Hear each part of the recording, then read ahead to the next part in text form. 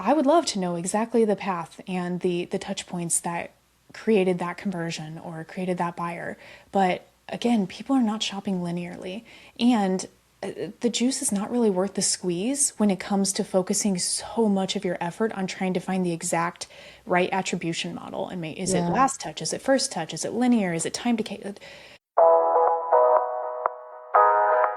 B2B Marketers Off the Record, sponsored by Headley Media, for honest, practical conversations about what's really working in B2B marketing.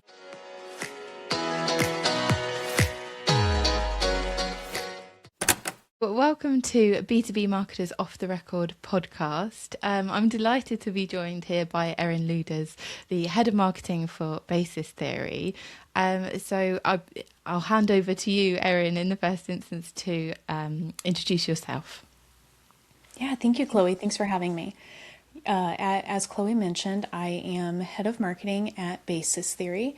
I've been here for about 3.5 years now. So primarily my career has been in startups and scale ups in the B2B space. So this one, I've been here, it feels like quite a while now in the startup world. So there's been a lot of evolution and change, but I've been primarily a B2B marketer in various different industries and in startups and scale ups. And I'm normally in more of a growth or performance area, but being head of marketing now is a mix of a little bit of everything, which I've grown to love. Of course. And I'm so excited to have you on the podcast. And that's exactly why, because we just knew that your experience would be really interesting to kind of get through some of these questions that I've got. One of the first things that we kind of ask our guests to go through, one of the questions that we don't pre-warn you about, is explain that you've been in marketing, B2B marketing, for a few years. Tell me without telling me, kind of thing. So our example that we always use is QR codes, the first time and the second time, when they kind of first didn't pick up the first time. So tell me, what would yours be? Yeah, it's actually similar to that, but I would say Google Data Studio, that used to be Looker Studio, but is also Data Oh, Studio again, that is so good. because it That's just a real changed shout. again. Yeah. That's amazing. And again, I feel like hopefully our listeners are going to feel the same. That's definitely just unlocked something in my brain. You forget about all these things, don't you? And then they come back and you're like, oh my gosh, yeah, how did this drop off? How did you get into marketing in the first place? Yeah, my story of marketing is pretty unremarkable. When I was younger, I would say about 10 or so, I was playing around with websites and learning how to build them and teaching myself some HTML and different things. We had a family computer, and I was one of the computer kids. And I found so much joy in that. So I thought, oh, when I grow up, I'm going to be a web designer or do website stuff or something.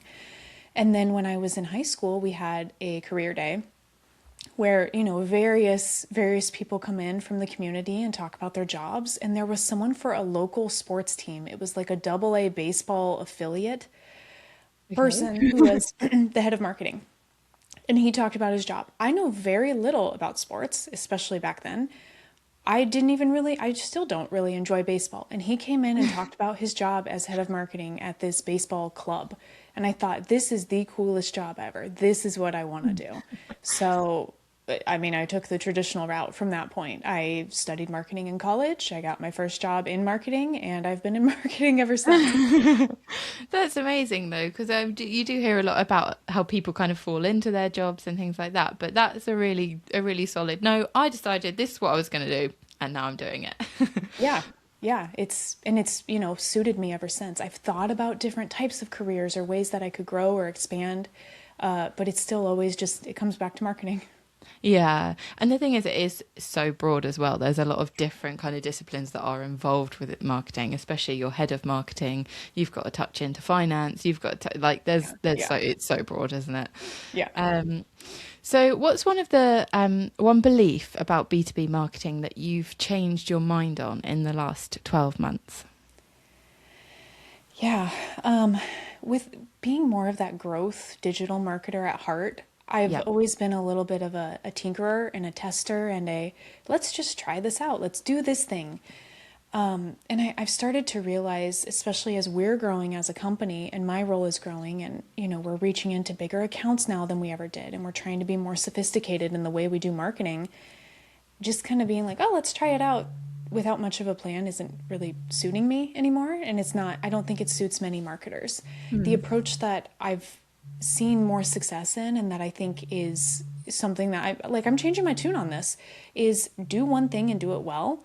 And then once you feel good about that, shift to something else and add that to your stack.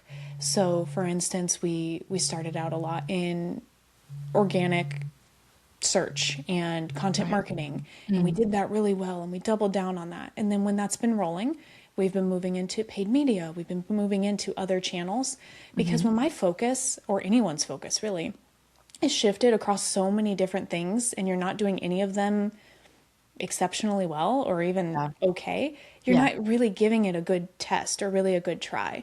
And so even though I'm like, oh, let's test this thing, I want to test it well and I want to do it Yeah. well and make sure I gave it a fair shake. That's really, really important, I think. I mean, as marketers, we're always taught that our world is about testing. Like, you don't know, even if somebody, you've listened to something, or you've got a strategy because you read it in a book or something like this, you don't know what's going to work for you and your company and, your industry every time. So it is about testing, and it is about seeing what works. But it's also, I think, to your main point, is you need to prioritize first, don't you? Like, you need to, what's working, have a solid foundation first, to then be able to test in new areas, I suppose. Yeah. Yeah, to give it the time and the budget. There's so many times now Yeah. where I'm hearing of others that are like, oh, I threw $1,000 at a Google Ads campaign. And I thought, you're not going to see much from that. That's not a fair test. Not a fair test. Yeah. Yeah. Yeah. So, I love the idea of testing, but if you can't put the full focus into it, you're not going to give your company or yourself the opportunity to see if that's going to work or not. Yeah. And I think something with B2B marketing in particular, especially at the moment, everything seems to be changing so much all of the time. So what are the shifts that you're seeing in how B2B market buyers actually really behave right now, and how they're responding? Yeah, I mean, I know we all already see this and we see it in ourselves as well, but search Hmm. is absolutely shifting Yeah. with the space, as a B2C buyer myself, when I go to shop for something now, there are times where I'm going to use ChatGPT to create my selection set of five, six, seven brands. And then Hmm. I may even go on, Amazon or something and check out reviews there. There are times where it doesn't require Google at all, or there are times where Google only has like a small piece in that. And Yeah. so as we sit here and think about attribution or how we think our marketers are, our prospects are coming in, it is not linear. It never has been, but it's certainly not anymore. It's incredibly Yeah. fragmented. And so I think there's maybe more, I think AI has brought more awareness to the fact that this is very fragmented, but I Mm. think it's also seeing, just how we as humans behave, where when there's the opportunity for something that can help us make a better decision, we will latch onto that. So it's Yeah. not just search, it's now a whole set of tools that we use to buy. Yeah, that couldn't be more real, and I know a lot of people listening to this are going to completely resonate with that. There's a lack of information, so any information is good, but then it's yeah, everything's just changing so quickly, I think. What's a strategic bet you think more marketing leaders will need to make over the next kind of couple of years? Yeah, this is a little anti to what I was just speaking about regarding AI, but I think people. We, and maybe this is more trivial than it's seeming in my head, but I'm seeing so many thought leaders in the Right. marketing space speaking to, oh, we're investing in AI. We replaced our marketing team and we're replacing Yeah. all these AI agents. Or Yeah. you don't need to hire interns anymore. AI can do that. You don't Mm. need, early career marketers. AI can do that. And on the one hand, some of that is true. Yeah. AI can do some of that. However, what Hmm. about 5, 6, 7 years from now when you need someone who's had 5, 6, 7 years of experience and we've replaced them all with with AI agents. Yeah. You're not going to have those, mid-level marketers anymore that are adept at what they do. Yeah. So I think investing in people, being empathetic, as a manager, and seeing that to some of the earlier career marketers, Hmm. hiring them, teaching them up, training them on AI, allow them to work Exactly. alongside it. Yeah. I think that's going to be really big for Yeah. us. And I think that's how many of us marketers are going to continue to succeed, is Mhm. to have people and AI and Have not both. replace. Yeah, 100%. I think when you think about it, and it's as AI has been developing and then it's been implemented in this way, like as a kind of like for like replacement, that you're that that is there's going to be a period of time when it doesn't affect anything for a while, and then as those people want to progress, or you're bringing in people who you think should have experience don't, or like there's you're just reducing that career ladder, aren't you? Those first few years, so the younger generation won't have those entry level jobs and be trained and kind of get that knowledge and stuff. It's I don't think it's just going to be affecting marketing. I think it will be affecting a lot of industries, but it's definitely one that will affect both kind of agency side and in-house. And yeah, I think definitely, but to your point as well, there's definitely the still the space for young, enthusiastic, energetic people, and to train them with AI. It's a different world to maybe our experience, where we've Yeah. kind of come in and done all of this stuff, I say by hand, but manually, if you will. And then, but this is the life that we're living in now, so they're going to need to use AI, and that's just a even more valuable skill that we can train them up on. Many of us are quick to forget just how little we knew when we started. When Yeah, I yeah, first got into marketing, I had my degree, but phew, there was a big learning curve there. There were a lot of mistakes. There were a lot of growth opportunities. And so I think this whole, oh, let's replace people with AI, they forget that we were all there once, where we were yeah, difficult. You had to mold us a lot. We were pretty malleable, and we had to be. yeah, And that the investment is worth it. People invested in us, and I want to make sure I'm continuing to invest in others, because it will be worth it. yeah, 100%. So what's something B2B marketing teams are still doing now out of habit that you think no longer works? This one is probably, with my performance and growth marketing roots, is probably going to. 5 years ago, Erin would be mad by me saying this, but focusing way too much time on this like granular multi-touch attribution, trying Okay. to get to the root. It's similar to the buying behavior question from Mm. earlier. Is I would love to know exactly the path and the touch points that created that conversion or created that buyer. But again, people are not shopping linearly. And the juice is not really worth the squeeze when it comes to focusing so much of your effort on trying to find the exact right attribution model. And is it Yeah, last touch? Is it first touch? Is it linear? Is it time decay? In some facets it can make a difference, but for many of us who are doing a lot of things, we're not just doing that. Our job is not yeah, attribution marketer. yeah, It can become a time suck that isn't actually doing anything for you to be able to make decisions on. You can't yeah, actually make investment decisions. You're not able to say, oh, this thing worked better than this thing because of my very meticulously researched attribution model. I mm, think there are times where we want to rely on that more than our own gut, and not everything can be measured. Among all of this, I'd love to say, being coming from digital, it was like, I love that I can measure everything I do, but less and less of that is real. You can't yeah, measure nearly as much as, one, I thought you could, and two, yeah, as we wanted to. And so I think sometimes there's that crutch of wanting to build this attribution model and put so much time and effort and focus and have it make decisions for us and just say, oh, here's what the data says. But you really need to pair that with your own experience, your own understanding, and sometimes I don't know, but these things together are working, so let's keep doing them. yeah, yeah. And I guess almost sort of like kind of what we said earlier, there's a lot that is going dark, like cookieless Yeah. future, all Yep. of that kind of stuff. And so trusting your gut is really important, because at the end of the day, we are humans. We know we make decisions the same as our buyers do. Right. So it's kind of, stick to that kind of thing. But I also think in this modern kind of marketing situation is, like you mentioned, you've got all these B2B influencers, and a lot of that is not trackable. The dark side, the dark social, dark metrics. Similarly to, the Exit 5 community that you're involved with. There's so much goodness that happens in there, so much knowledge that is shared.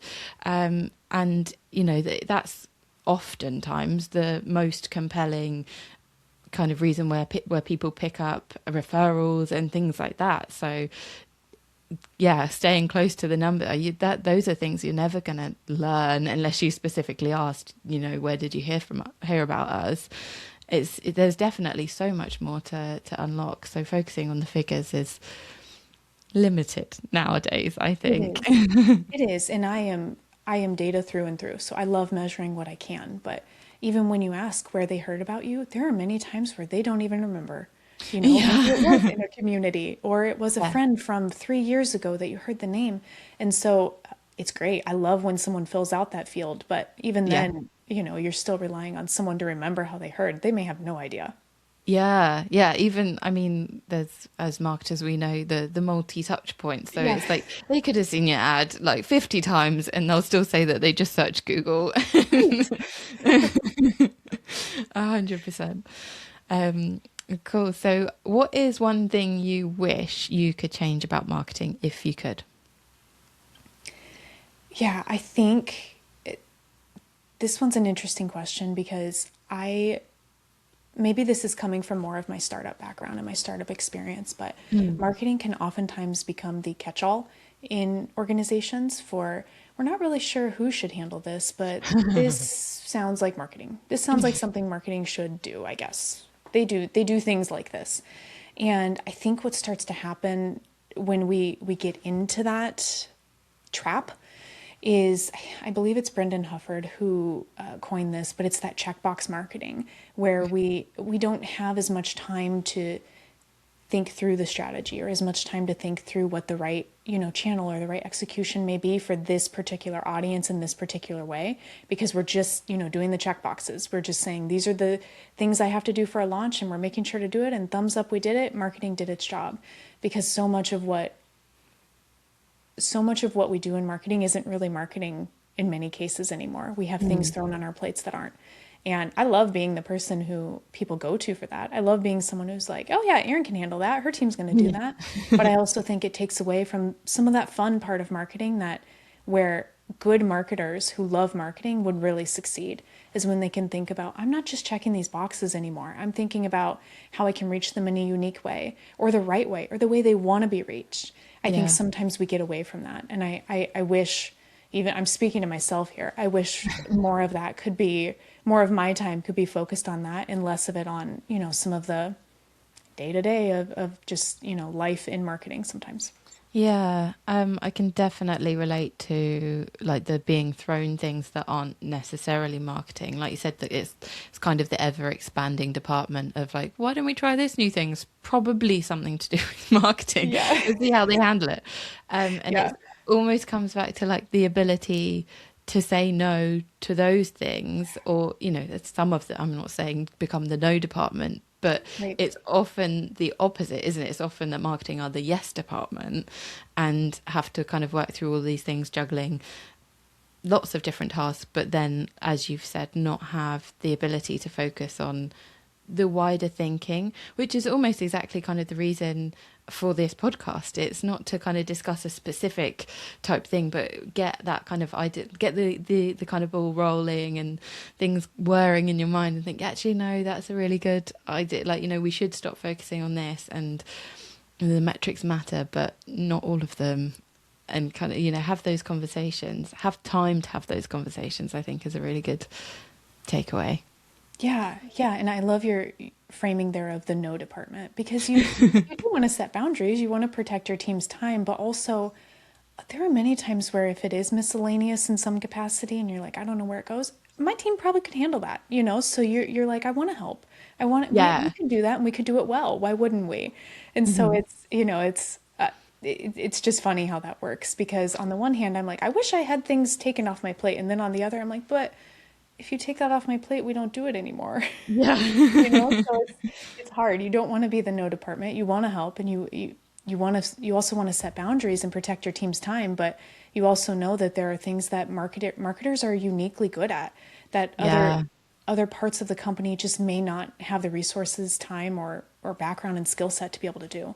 Yeah, yeah, that is so, so true. You don't want to undermine the value that marketing bring. And it is kind of like this extended part of the business that can test and trial new things. And also we have lots of stakeholders. So you do need to kind of, you're like by nature, you want to show what you can do and test and, be Yeah. that part of the business. And I think a lot of marketers are really supportive type players, because it's always working closely with sales, working closely with the rest of the business. So actually, you're right, there's definitely like two sides to that coin, which is, yeah, why the no department doesn't really exist. But it should. Yeah. Oh no, that's great. We're definitely onto something here. So, in order to kind of summarize our chat and kind of take this into the next steps, we like to ask, who should we invite on next, and why? I love this question. I did not think about this very much ahead of time, because I would be remiss if I don't mention so many people, but I would say there are really great marketing communities, especially for women out there. And, there's Marketing Women. It's one of my favorite communities. As mentioned earlier, I'm also in Exit 5, and there's a women in B2B space in there. And there are some just phenomenal women in marketing. There's just so many out there. And I would say reaching into those two communities, and finding some really great thought leaders, and across the whole gamut of newer to their career to very, very seasoned, and some of the great expertise in there. Any of those women, you could probably just throw a rock and hit someone who's great at marketing. Don't do that though. Don't throw rocks at people. I'm not going to come into the community and start messing things up. No, thank you. That's some really good information, and it's great to have kind of these subgroups as well, to kind of help build that like relational aspect, and help each other in marketing, because we could all do with a little bit of support and therapy Yeah. at Yes. times. So that's fantastic. I'll definitely be delving in there. And what's one question you think that we should hand over from you to our next guest? Oh, I love this one. One question I would love to know is how, gosh, now that I think, as these words are coming out of my mouth, I'm like, oh, wow, you didn't do a lot of research, but I'm really curious how other marketers are leveraging AI, and not in the like, I'm a LinkedIn bro, and here's this, like 87-step process of how I leverage it. There's so much creativity within marketing, and there's so many people who have the exact right mindset to be building some really great AI workflows and tools and processes for themselves and for their teams. And I'm just so curious how other people are leveraging that in the ways that are successful for them, or even some of the failures they've had. I just think it'd be really cool to hear some of those things. Yeah, there's a lot that's available, isn't there? And I think it's kind of like everyone has been testing for many Yeah. months now. And it's kind of like the next stage of mass implementation, or like, the agentic stuff is really interesting, certainly kind of among bigger size enterprises. As to how they would be using it. Not to flip it too much and ask you a question that you are not prepared for, but are you guys using AI in a particular way that you would like to share? We've been testing it quite a bit, as a marketing organization, as a company, really.